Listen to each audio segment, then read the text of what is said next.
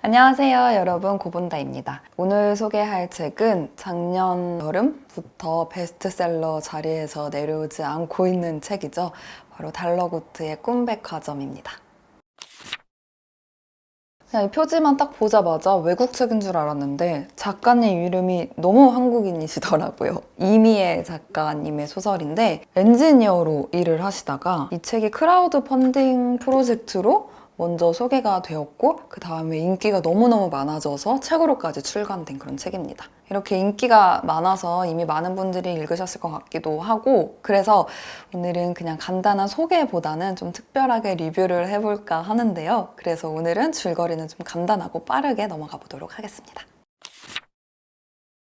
우리가 꾸는 그 꿈이 사실은 어떤 세계에서 제작을 하고 있는 거고 우리는 잠에 들면 그 세계로 입장해서 꿈을 사서 꾼다는 독특한 설정의 판타지 소설인데요. 꿈도 여러 가지 꿈이 있잖아요. 뭐 연애하는 꿈, 하늘을 나는 꿈, 태몽, 예지몽 이렇게 꿈들이 많은데 이 꿈 백화점을 중심으로 이 각각의 꿈들을 사간 한 명 한 명의 개별적인 이야기를 모은 에피소드식 소설입니다. 판타지 소설이지만 막 진입장벽이 높은 그런 어려운 설정을 가지고 있는 게 아니라 우리가 매일 겪는 그 잠자는 시간을 가지고 쓴 책이어서 나도 그런 꿈을 꿨었지. 진짜로 이래서 꿈을 꾸는 게 아닐까? 라는 재밌는 상상을 하게 되는 그런 책이에요. 그런데 이렇게 상상을 할 수 있다는 건 다시 말해서 현실에서는 왜 진짜 꿈을 꾸는지, 잠을 왜 자는지 명확하게 과학적으로 설명해낼 수 없다는 뜻이기도 하죠.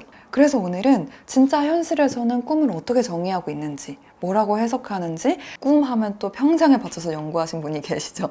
바로 프로이트 선생님과 함께 달러구트 꿈백화점에 가보도록 하겠습니다. 그래서 제 나름대로 이 백화점에 나오는 꿈들을 좀 분류를 해봤어요. 어떤 꿈들이 나오는지, 꿈을 왜 꾸는지에 대해서는 빠뜨릴 수 없을 것 같고 두 번째로 데자뷰, 세 번째로 영감, 그리고 마지막으로 악몽에 대해서 프로이트와 달러구트는 각각 어떤 의견을 가지고 있는지 얘기해 보려고 합니다. 그럼 바로 시작해볼까요?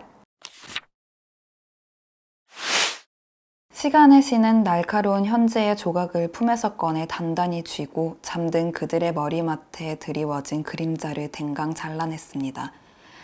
신은 가장 먼저 첫 번째 제자와 그 추종자들이 버린 안개처럼 뿌연 기억을 빈 병에 가득 담았습니다.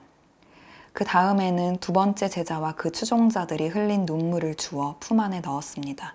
시간의 신은 그림자와 기억이 담긴 병을 셋째에게 건네면서 말했습니다. 사람들이 잠들어 있는 동안 그들의 그림자가 대신 깨어 있도록 해주어라. 이름이라도 붙여주십시오. 기적이라고 불러야 합니까? 아니면 허상입니까? 꿈이라고 부르거라. 그들은 이제 너로 하여금 매일 밤 꿈을 꾸게 될 것이다. 시간의 신이 첫 번째 제자한테는 미래의 시간을, 두 번째 제자한테는 과거의 시간을, 그리고 마지막으로 세 번째 제자한테는 잠든 시간을 선물로 줘서 그들이 그 시간들을 다스리게 해요. 근데 첫 번째 제자랑 두 번째 제자가 시간을 잘 다스리지 못한 거죠. 그래서 미래와 과거의 시간을 조금씩 떼어내서 이 셋째 제자에게 줘서 잠든 시간에 조금씩 깨어있게 한 게 바로 꿈이라는 건데요. 그래서 주인공 페니가 달러구트 꿈백화점에 면접을 보러 갈 때 이 이야기를 바탕으로 이렇게 얘기하죠. 그러면서 잠 그리고 꿈은 어제를 정리하고 내일을 준비하는 신이 그려놓은 쉼표 같다라고 얘기합니다. 근데 이거는 사실 잠이랑 꿈을 좀 뭉뚱그려서 얘기한 게 아닌가. 왜 꿈이 너무 생생하게 떠오르면 숙면을 잘 못 취한 거라고 얘기를 하잖아요.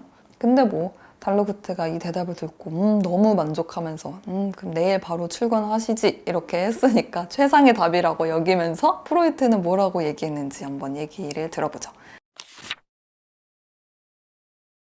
먼저 여러분은 꿈을 왜 꾼다고 생각하세요?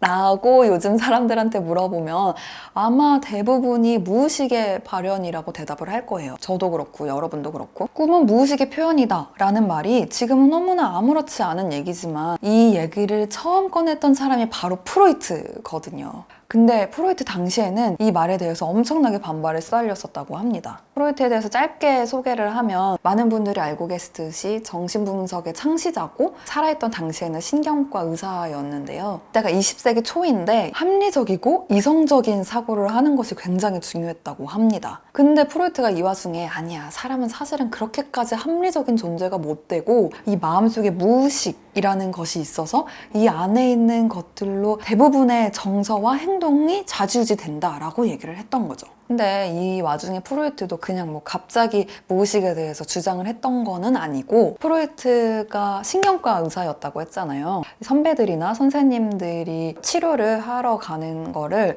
가끔 이렇게 따라갔었다고 합니다. 근데 그때마다 이 최면 치료라는 거를 하는데, 그 환자들이 최면 상태에서 자기의 아픈 증상들을, 그 증상이 생기게 된 때를 떠올려서 말하는 것만으로도 그 증세들이 굉장히 많이 완화되는 거를 목격을 자주 하게 된 거예요. 그런 걸 보면서 프로이트가 잊어버렸다고 없어지는 게 아니라 이 마음속에 엄청나게 큰 기억 창고가 있어서 거기에 이렇게 묻어두는 거구나, 이런 생각을 하게 된 거죠. 그러면서 사람의 정신적인 영역은 의식이랑 무의식으로 나뉘어져 있다는 지정학설이라는 걸 얘기를 하게 되는데요. 그러니까 우리가 감각하고 인지할 수 있는 영역, 말을 들으면 바로바로 그때그때 행동을 수정할 수 있는 영역은 의식이라는 30% 정도의 영역밖에 안 되고, 정신적인 대부분의 것들, 뭐 충동, 욕망, 열정, 상처, 이런 것들은 무려 70%에 해당하는 무의식의 영역에 해당한다고 얘기를 한 거죠. 그리고 그 의식과 무의식의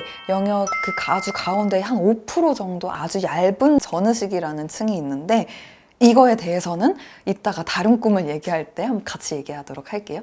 그래서 인간은 굉장히 원래가 충동적이고 본능을 추구하는 그런 존재들인데, 사람들이 사회를 이루고 체제 속에서 살게 되고 이러니까 충동대로 행동하기에는 살아가기가 너무 불안하고 힘든 거예요. 그래서 그거를 누르고 누르다 보니까, 억압을 하다 보니까 무의식의 영역이 생겨난 거라고 얘기를 한 거죠. 근데 사람이 기계가 아니니까 아무리 억압을 해도 틈만 나면 이 무의식의 것들이 자꾸 의식의 영역으로 올라오려고 한단 말이죠. 그런 현상 중에 하나가 바로 오늘의 주제인 꿈이라는 겁니다. 그래서 프로이트는 꿈의 목적이 기본적으로 소원 성취라고 했어요. 그러니까 사실은 욕망하지만 억눌러 놨던 것들이 꿈을 통해서 대신 실현을 한다는 거죠.